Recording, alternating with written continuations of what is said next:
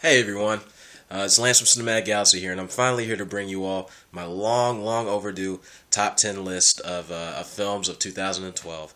Look, I apologize for the long wait that it's taken to get this list out, but it's finally here. Hopefully, you're all still interested in what my favorite films of last year were. But anyway, let's dive into it. First off, I just want to let you all know that I have not seen every single film from 2012, obviously, and there are some key films I still have not seen, like Zero Dark 30 and Argo, Life of Pi, Beasts of Southern Wild, and some of the other Best Picture winners, I guess. Yeah, some of those films, or not winners, but nominees, I haven't seen a lot of those films still.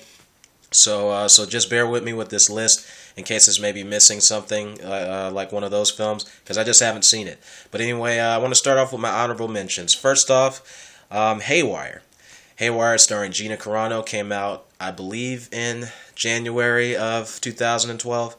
I actually really liked this film. It received a very kind of polarized reaction, but I thought that Gina Carano was very good in her first role in a film. You know, she did a great convincing job of carrying the action scenes. I love the cinematography of it. I love the action scenes. I love the kind of small scale spy film feel that it had. It was like almost like a low budget Mission Impossible film, and I thought it was actually really entertaining for that. So Haywire probably would be number 11 on my list. And anyway, the next honorable mention I have is Looper. You know, starring Joseph Gordon-Levitt and Bruce Willis, the time travel film, Emily Blunt as well. Look, you know, I didn't care for this film when I first saw it, and I rewatched it again, and I did really like it. I gave it an A in my review, but it's still one of those films that it probably has. I feel like it doesn't have a high rewatchability factor, at least not for me, because it's not the type of movie that I'm just gonna sit and watch over and over again. You know, it's just not that type of movie, but I still recognize what it was aiming for, and I think it did that very well. So Looper is my next honorable mention. And then after that, I have Les Miserables. Look, I was worn out by this film, by all the singing and everything, but I still recognize that this was a very well done film, very ambitious, very well directed by Tom Hooper. And Anne Hathaway, you know, Oscar-winning performance. I mean, completely deserved. Hugh Jackman was also fantastic. So, you know, and I love the epic kind of big sweeping feel of it. So, definitely a very enjoyable film if you're really into musicals. If you're not the strongest musical person, though, you'll probably be worn out. But still, very good film. And then next on my list of honorable mentions would have to be The Perks of Being a Wallflower.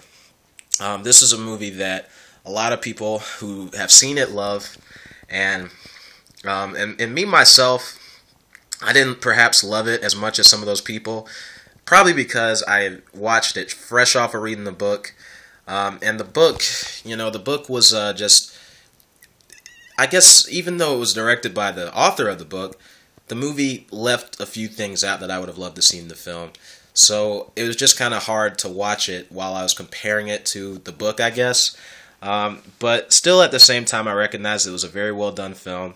The acting in it was very good by, you know, Ezra Miller, Logan Lerman, and Emma Watson, who I love her. I mean, she's Hermione from Harry Potter, so.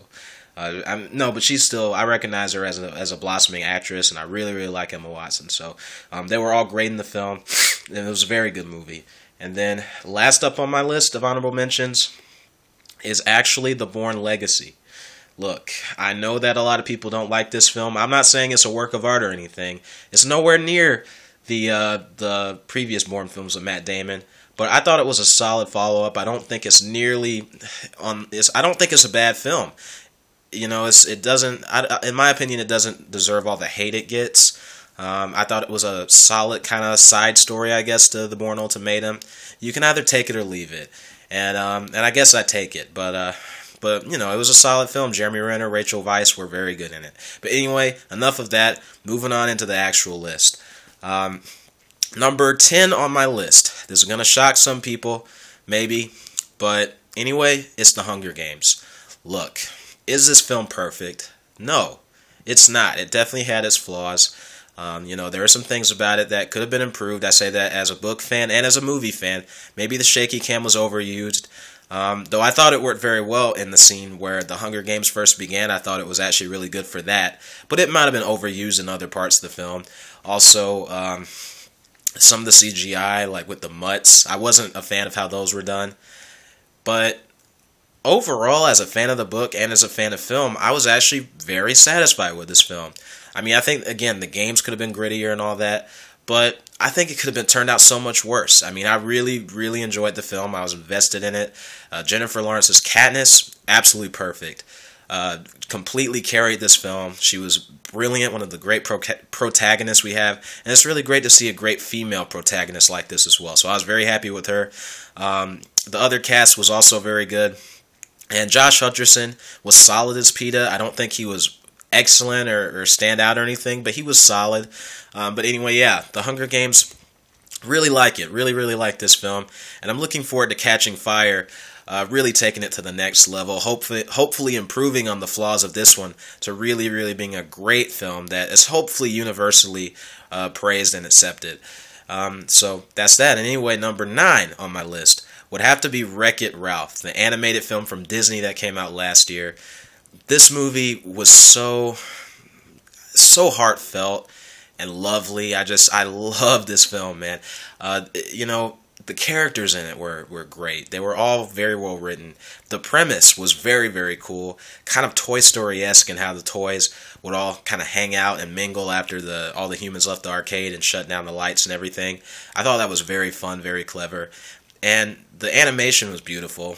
Just all the great colors and everything. It was amazing to look at. The soundtrack, all the songs and everything, the music was great. This was just a very inspired film, and I'm not going to dwell on this, but it definitely should have won the Best Animated Feature Oscar over Brave, which I did like, but I don't feel that Brave was a better film, or as good as a film as Wreck-It Ralph by any means whatsoever. Wreck-It Ralph touched me on all kinds of levels. The relationship between Ralph and Vanellope is just, it was beautiful. It was beautiful. It nearly made me cry. So Wreck-It Ralph is number 9. Number 8 on my list. You know, if you had told me that earlier in the year around May that this film was going to be as low as number 8 on my top 10 list, I probably would have laughed in your face, but it's just a testament as to how great of a year 2012 was for films. And that film is The Avengers. I love The Avengers. I will admit that maybe some of the novelty, of course, has run out since seeing it the second time. The second time was really when it blew me away. But look, this is still an amazing film. It is a beautiful, just awesome movie. You know, I was aware of the potential that it had back when I think I saw the first teaser or whatever it was, and I saw how good the effects looked. I was like, this could really be a comic book fan's dream right here. I mean, it looks like it could be amazing, you know, and it was. I mean, I was so happy that this film lived up to the hype. You know, the characters were all just very well balanced out. The lead into them all was fantastic. So you have to really watch those lead-ins to kind of be invested and get the most out of the Avengers, because you know, it's great. I mean, it's really kind of revolutionary in terms of comic book films, having this many characters together and actually managing to balance them all out. And yeah, I mean, there's really not much else to be said. It was just such a fun movie. So exhilarating seeing that on the big screen, and even watching it on an HD TV, you know, is still a great experience. Love The Avengers. Can't wait for the sequel, and can't wait for all the lead-ins that are coming out this year, like Iron Man 3 and Thor 2, and then later Captain America 2. So yeah, Avengers at number 8. Number 7 on my list, believe it or not, is The Amazing Spider-Man. If you saw my review of The Amazing Spider-Man, I love this film the second time seeing it. The first time I saw it, I didn't really like it, believe it or not. But I thought about it, and I realized that I was spending too much time comparing it to the Sam Raimi films. So that had a lot to do with me not liking it. I watched it again, put those out of my mind, loved the film. Am I saying it's perfect? No. You know, there might be some moments where it was a little goofy, some jokes that maybe could have been left out or made a little better. But as far as being an origin story to Spider-Man, I actually think this one is better than the original Sam Raimi film. Spider-Man 2, it might not necessarily be a better film than that.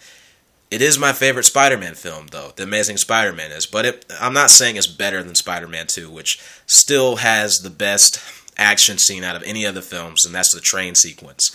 But I love this film, love the cast, loved Andrew Garfield as Peter Parker and Spider-Man, loved Emma Stone as Gwen Stacy, loved Sally Field and Martin Sheen as uncle and aunt, or aunt and uncle. You know, this film, I'm a fan of the Spider-Man comics as well, and I just feel like the characters and the relationships, excuse me, I feel like they were the most comic accurate in this film.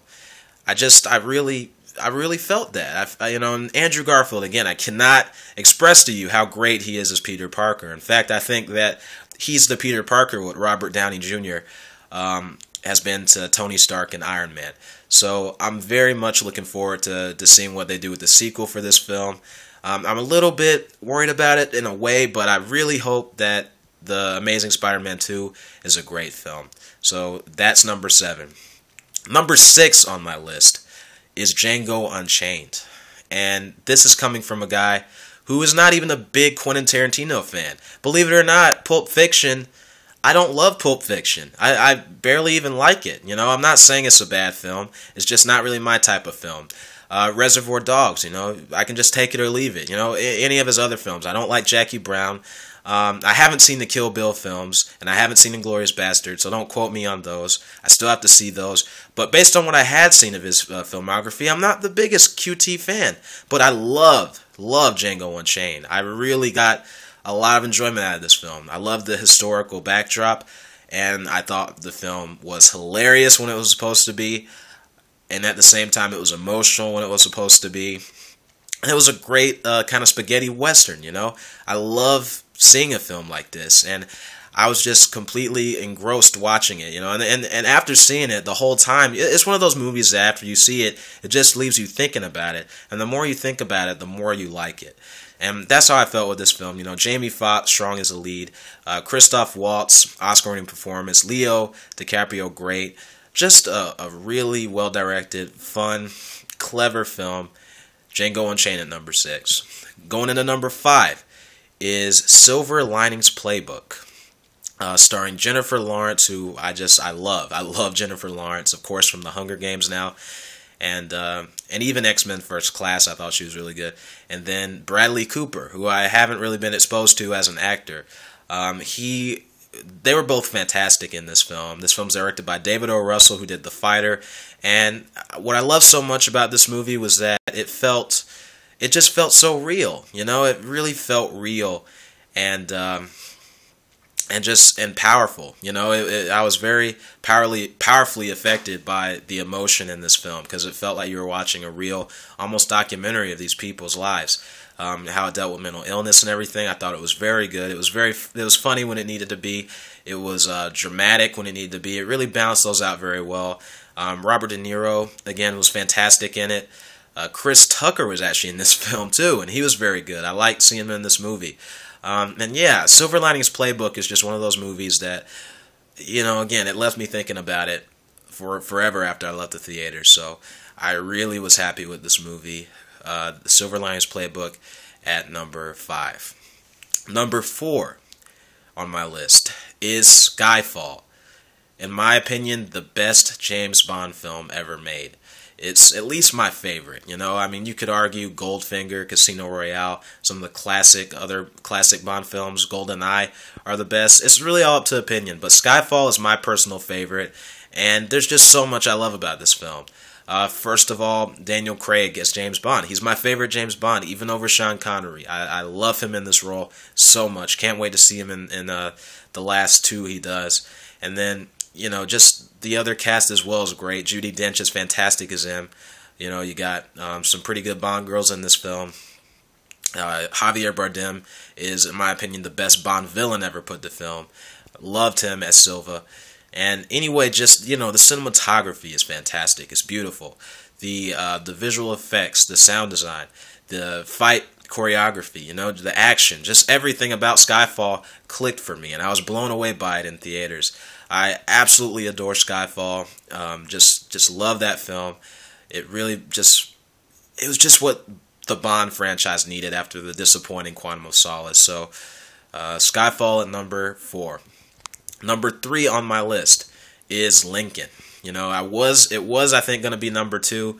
After rewatching it though, it's number 3 because there's a film I have to put above it. But Lincoln, it blew me away. Honestly, it really did. I know a lot of people are bored by it. They think that it's too talky and that it, you know, just kind of drags at times. But I don't feel that way. For one, I'm a fan of the history. I'm also just, you know, I'm fascinated by the history, really. So the talking, the conversations were never boring to me. I was always gripped by them. And then there's the performances and the script. So well done. All the acting in this film, Daniel Day-Lewis, Sally Field, Joseph Gordon-Levitt for the small time he's in it, everybody, Tommy Lee Jones, everybody in this film is fantastic. They're brilliant. I mean, there's not a weak link as far as the acting goes in this movie, not at all. And Steven Spielberg, you know, he's my favorite director of all time. He's done it again, you know, making Lincoln, showing him as a relatable human being, you know. Spielberg is just, I think the guy's on a roll. You know, I loved War Horse from last year. That was actually my favorite film from 2011. And this, Lincoln, I adore Lincoln. I mean, it really is a very good film. And yeah, Lincoln at number 3. Anyway, number 2. This is a film that was probably the most hyped film of 2012. And it's a movie that, you know, it's taken repeat viewings for me. I love it more and more on repeat viewings. I know that a lot of people have some issues with it, and I can understand some of those issues, but this movie, man, it's The Dark Knight Rises. The Dark Knight Rises is my number 2 favorite film in 2012. Look, again, like I said, The Dark Knight Rises, the way this movie makes me feel, you know, first of all, I think it's directed incredibly well by Christopher Nolan. He should have gotten a Best Director nomination. I think the film should have been nominated for Best Picture. That's just me. Best Visual Effects. Christian Bale was fantastic.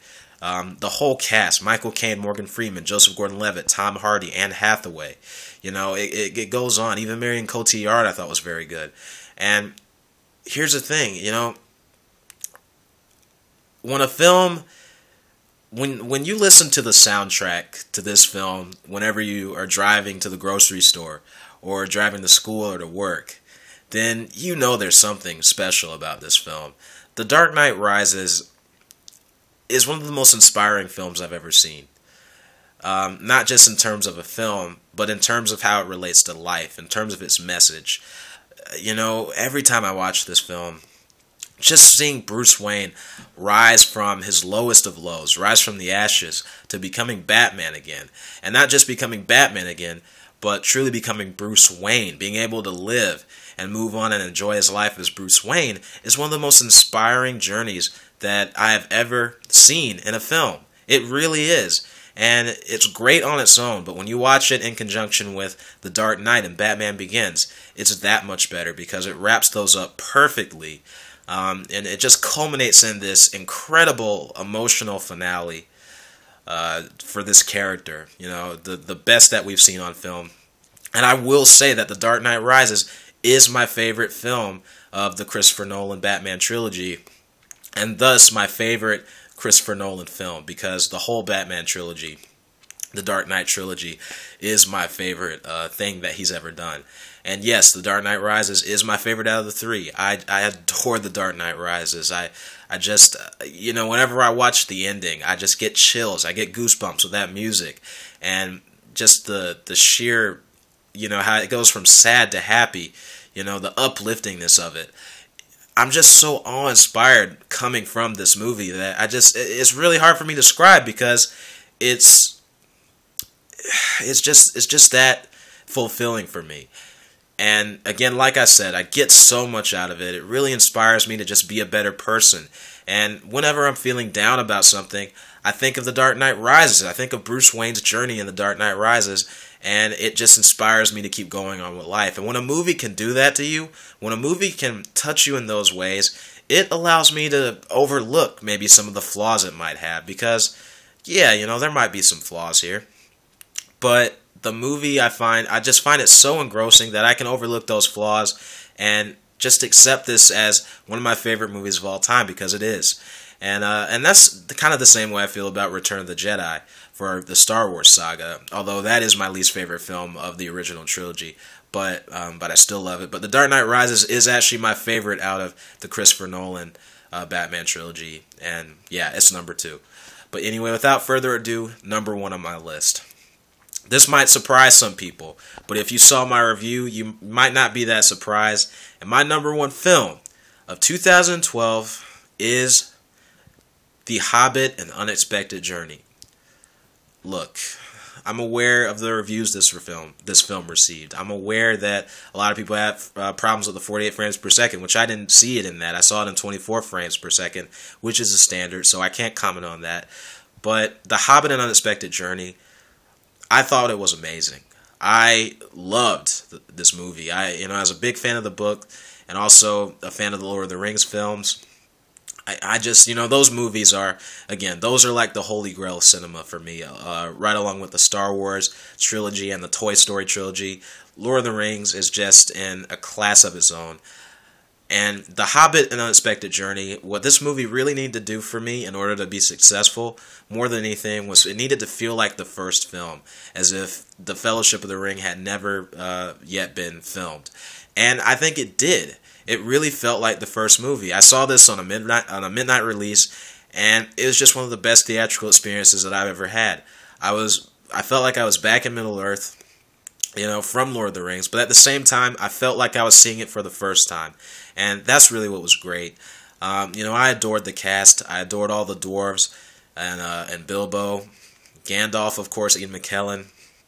Just, I like the little lead-in, subtle references to the events of Lord of the Rings. But it didn't, in my opinion, it wasn't bogged down by that. It very much was the story of The Hobbit, or at least the first half of The Hobbit, because we have the 2 sequels coming. The length didn't bother me at all. In fact, I didn't want it to end. I was constantly enchanted and blown away by what I was seeing. The music by Howard Shore, once again, absolutely amazing. The themes he put in the film. The scene with Gollum in the cave and Bilbo. The Hobbit, it was just everything that I love out of a movie experience. It was everything I love. Even Radagast the Brown. I didn't love him, but he wasn't enough to bring down the film for me. And plus, I liked his rabbits. But anyway, yeah, The Hobbit: An Unexpected Journey. Believe it or not, that is my favorite film of 2012. There's just, coming away out of this film, I was just so happy, and the whole audience loved it. I mean, it was amazing. It was really, truly amazing, and I cannot wait for The Hobbit: The Desolation of Smaug.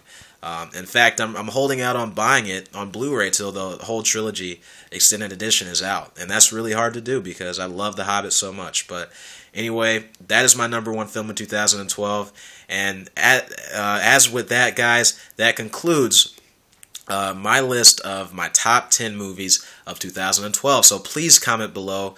Let me know what you think about that. I'm sorry for how long the video is. I didn't mean for it to be this long, but that's my list. I just had a lot to say. Let me know what your thoughts are, and stay tuned for my next few videos, guys. And this is Lance from Cinematic Galaxy, signing off.